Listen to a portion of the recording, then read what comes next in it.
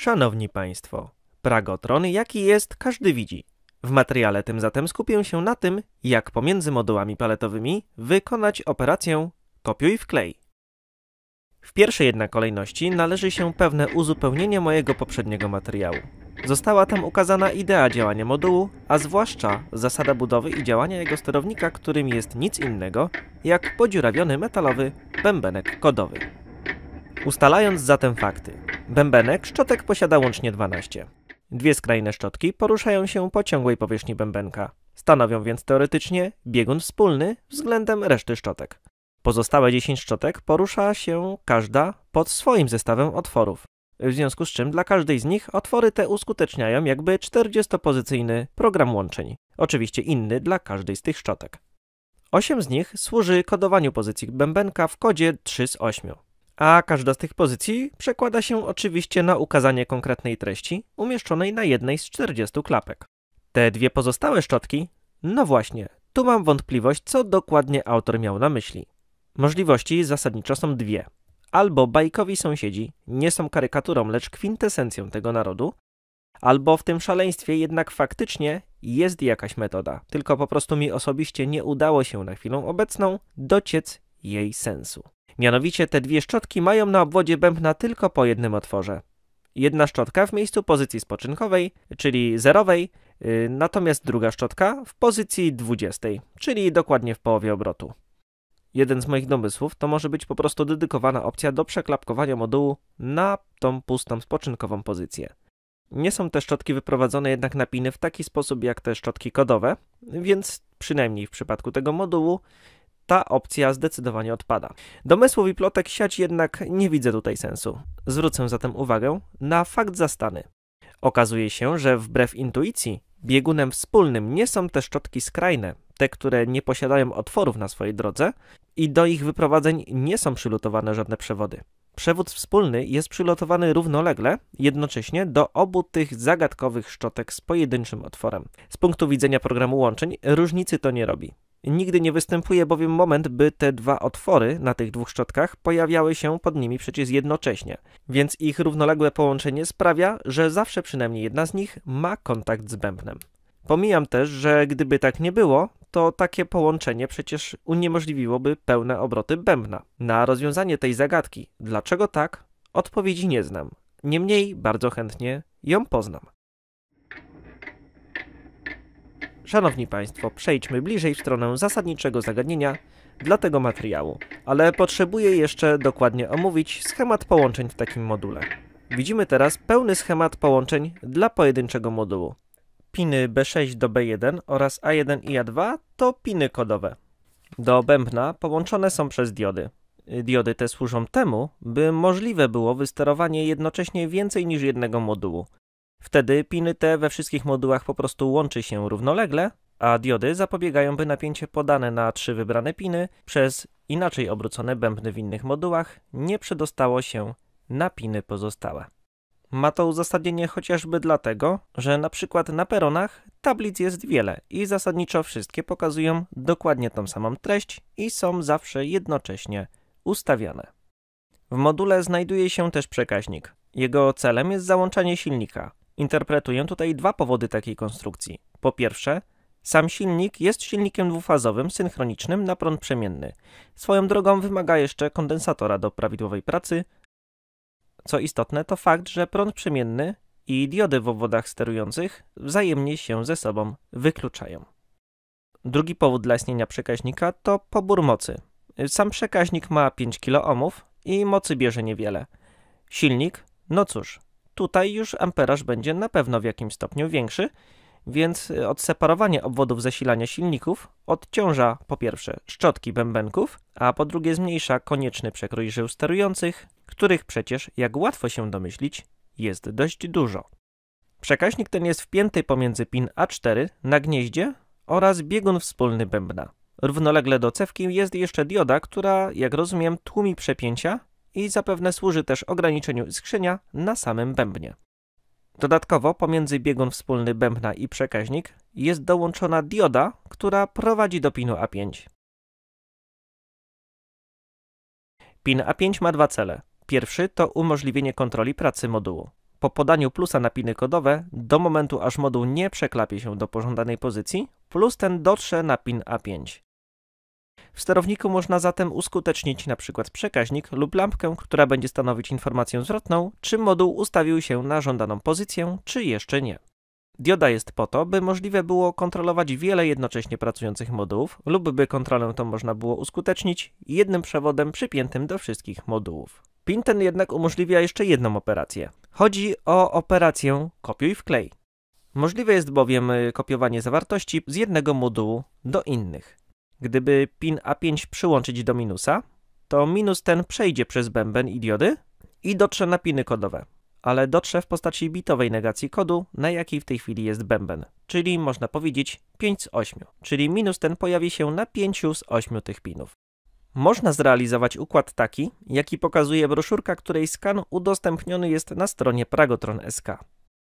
Takie połączenie umożliwia bezpośrednie i ciągłe kopiowanie położenia jednego modułu na drugi. Piny kodowe obu modułów są spięte równolegle i przez oporniki przypięte do plusa. Pin A5 modułu czytanego i pin A4 modułu ustawianego przypięte są do minusa i ewentualnie pin A5 modułu zapisywanego do przekaźnika kontrolującego pracę klapek. Co tu się stanie? Bęben w module czytanym stanowi przerwę na 3 pinach stanowiących kod aktualnej pozycji. Pozostałe 5 pinów zwiera do minusa, który ma podany na pin A5. Plus do linii kodowych jest dostarczany przez oporniki. Ponieważ 5 z tych linii jest zwartych do masy, to na 5 z tych oporników nastąpi całkowity spadek napięcia. Pozostałe 3 linie doprowadzą plus do bębna modułu czytanego, oczywiście nie czysty, a przez opornik. Jeżeli te oporniki będą miały wystarczająco mały opór, to przekaźnik w module zapisywanym będzie w stanie zadziałać.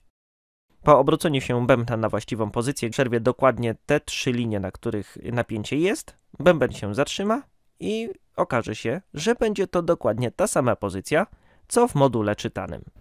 Szanowni Państwo, mamy 2 moduły klapkowe, godzinowe, po prostu z tego powodu godzinowe, że mają 25 pozycji z cyferkami. Najprościej na obu modułach takie same treści, więc będzie dobrze widać kopiowanie z jednego na drugi. Ja spróbuję teraz jeden z tych modułów, może na początek ustawimy go na pozycję pustą. Na moim prowizorycznym, tymczasowo skonstruowanym sterowniku mogę sterować 2 z nich, wybierając sobie, na którym ustawiam treść tymi 2 lewymi przyciskami, natomiast 8 przycisków podaje napięcie na 8 tych żył sterujących. Na przykład ten moduł możemy ustawić tak. 0 jest tą kombinacją, jak pamiętam. Wróć 0 to jest na minutowych, tutaj jest 10. 2 przerwy, 2 wciśnięte, 2 przerwy, 1 wciśnięty. I teraz powinno się było wyświetlić. Drugi moduł możemy sobie ustawić na przykład, a niech to będzie chociażby 1. To jest o tak. 1 wygląda inaczej. A, bo ja nie wcisnąłem guziczka. Teraz powinna być 1. Tak, tutaj jest problem, ponieważ ten moduł nie ma wszystkich klapek. 2 klapki mu brakują. Możemy spróbować wyświetlić numer 3. I tak się zresztą właśnie stało. Ale spróbujmy na ten moduł przekopiować moduł sąsiedni. Na moim prowizorycznym sterowniku akurat tak to sobie połączyłem, że żeby było kopiowanie, wciskam wszystkie guziki naraz. W ten sposób podane jest napięcie na wszystkie żyły sterujące. Ale ponieważ, proszę zwrócić uwagę, tutaj z tyłu mamy 8 oporników. One powinny się teraz, znaczy teraz jeszcze nie, jak włączę przekładanie, to wtedy zaczną mi się grzać i napięcie przez te oporniki będzie dochodzić do modułów i ten moduł, z którego kopiujemy, 3 z tych oporników nie zewrze do masy, pozostałe 5 zewrze, więc one się ładnie mocno nagrzeją, a 3 z nich będą podawały napięcie do modułu drugiego. To jest działające, nie jest to opcja idealna, nie jest to opcja, jaka jest w praktyce zastosowana, ale jako przykład, że no tak się też da zrobić, można to pokazać. Oczywiście amperaż będzie znaczny, spróbujemy. Tak, i teraz na obu modułach pokazało się 0. Stawmy ten moduł tak.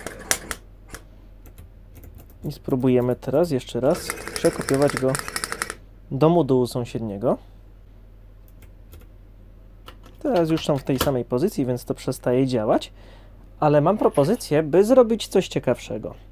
Podparłem sobie teraz ten przekaźnik po to, by cały czas podawać napięcie sterujące. Będą się grzać oporniki.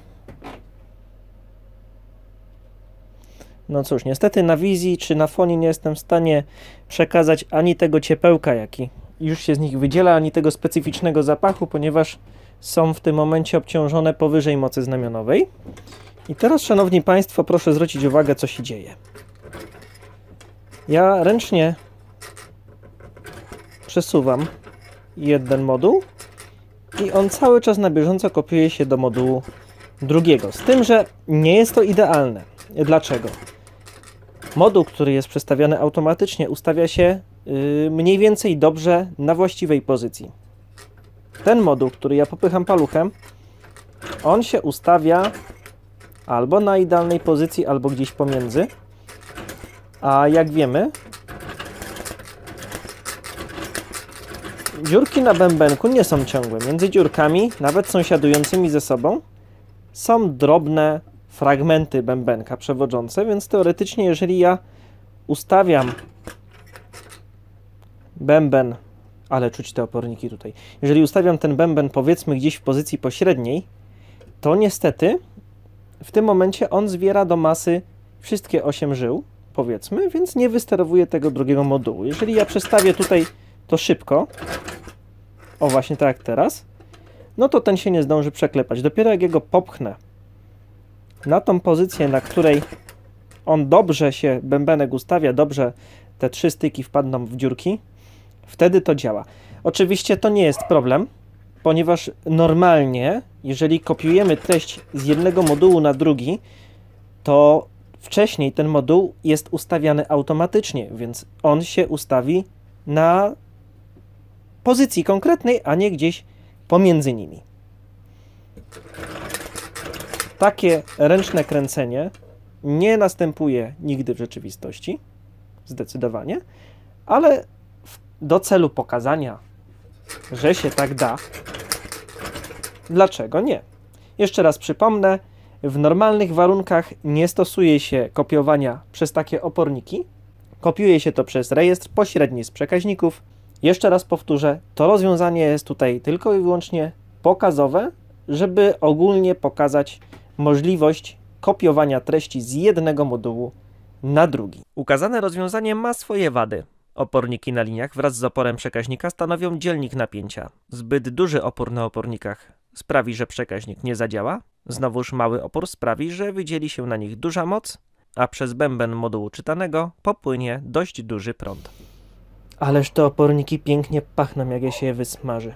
Pół ampera na 5 oporników 470 ohmów. To ile to będzie mocy w przeliczeniu, że porówno się obciążają?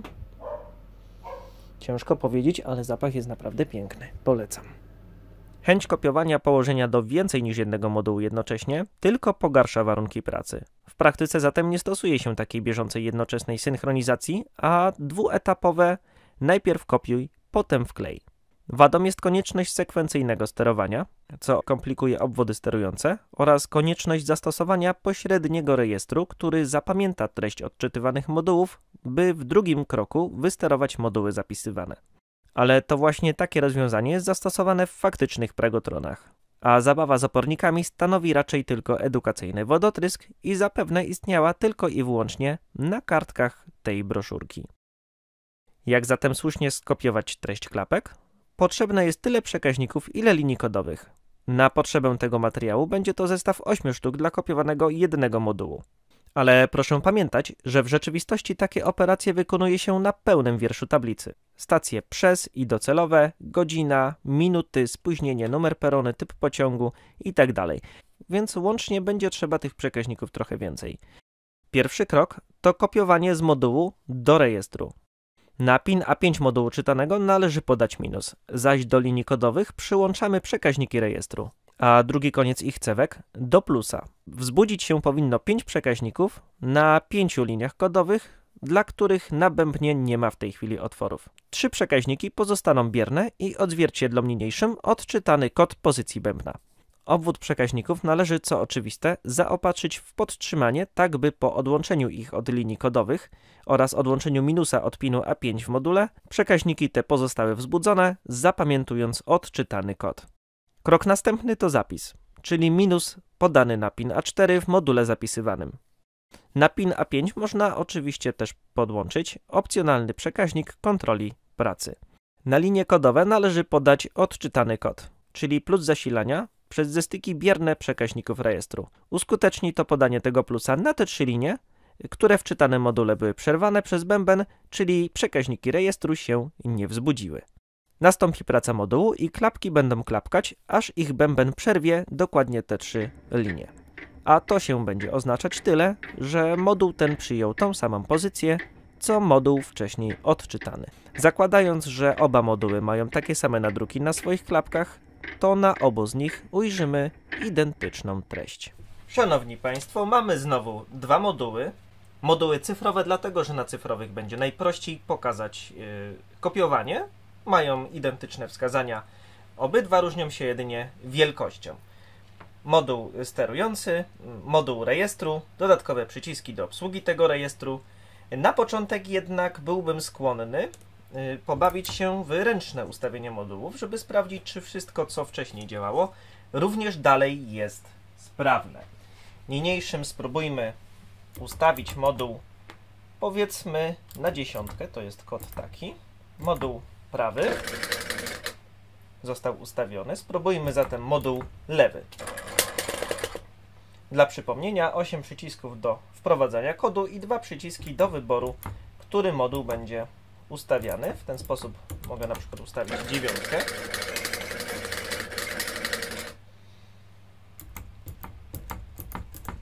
Ja spróbuję wrzucić jakiś kod na moduł prawy, no powiedzmy 19. I teraz, szanowni Państwo, przechodzę do najważniejszego, czyli operacji kopiuj wklej. Zacznijmy jednak od operacji kopiuj, czyli trzeba zrobić takie Ctrl-C, no przyczep się tam psia krew. O. Trzeba zrobić Ctrl-C na prawym module, czyli nie wprowadzam żadnego kodu, wybieram prawy moduł i teraz przyciskami do obsługi rejestru, najpierw przycisk niebieski, który mi skasuje starą zawartość, wciskam biały, to jest prototyp, makaron, to urządzenie będzie wykorzystane tylko teraz i nigdy więcej, więc nie musi być piękne i ergonomiczne w obsłudze. W każdym bądź razie wciskając te 2 przyciski wprowadzam zawartość wybranego modułu w tej chwili prawego do rejestru przekaźnikowego i wzbudziło nam się 5 przekaźników z 8. Nie 3 z 8, tylko 5. Bęben w module przerywa przecież na 3 z 8 ścieżkach, więc 3 przekaźniki się nie wzbudzają. W przekaźnikach pojawia się negacja kodu. Proszę się dokładnie przyjrzeć. Ten i ten przekaźnik się nie wzbudzają. Tak się właśnie dzieje. I te 3 niewzbudzone przekaźniki będą przechowywać kod, który za chwilę operacją wklej wprowadzimy do modułu prawego. Aby to uczynić, wybieram sobie, oczywiście chodzi o moduł lewy. Aby to uczynić, wybieram moduł lewy i teraz jedyne, co mi pozostaje, nie mam żadnego kodu tu wprowadzonego, kod jest zapamiętany w przekaźnikach i oto niniejszym obydwa moduły pokazują nam w tej chwili dokładnie tą samą treść. Gdybym na przykład, no powiedzmy, mogę ręką coś zmienić w rejestrze, no i w tym momencie już nam akurat 0 mi się udało wybrać. Ale spróbujmy jeszcze raz skopiować tą 9. Kasuję rejestr, ustawiam, wybieram lewy moduł i mamy 9. Możemy do lewego modułu wpisać sobie jakąś inną wartość z przycisków. Możemy znowu wprowadzić rejestr. Możemy wpisać, a to jest 9 chyba. Możemy wpisać pustą pozycję. Mogę tak samo zrobić to z prawym modułem. Ponieważ rejestru nie skasowałem, tak też mogę, odciskając przyciski kodu w tym momencie na stykach biernych wszystkich tych 8 przycisków mam po prostu podłączone zasilanie tych szyn danych kodowych z rejestru. A ponieważ rejestru nie skasowałem, no to ustawiły się 9 na obydwa wybrane moduły. Zresztą możemy spróbować, tak? Jak ja ten moduł przestawię, wraca na pozycję. Możemy zrobić nawet jeszcze lepiej, czyli ja go ręcznie przestawię. Wybieram tylko lewy, bo nie mogę kopiować danych z 2 modułów. Teraz będę kopiował z lewego. Czyli powinno być tak. Jest moduł lewy wybrany, nie ma żadnych przycisków. Kasujemy rejestr, ustawiamy zawartością lewego. Zakładam, że udało mi się go dobrze ustawić, bo jak on jest, w sensie bęben, jest między 11 a 12 albo 10, no to nam się wszystkie przekaźniki wzbudzą. Ale widzę, że ten i ten się nie wzbudziły, więc prawdopodobnie mimo ręcznego kręcenia bębnem, co nie gwarantuje poprawnego jego ustawienia na pozycji, a ryzyko jest, że się ustawi gdzieś pomiędzy, może jednak udało się dobrze to ustawić.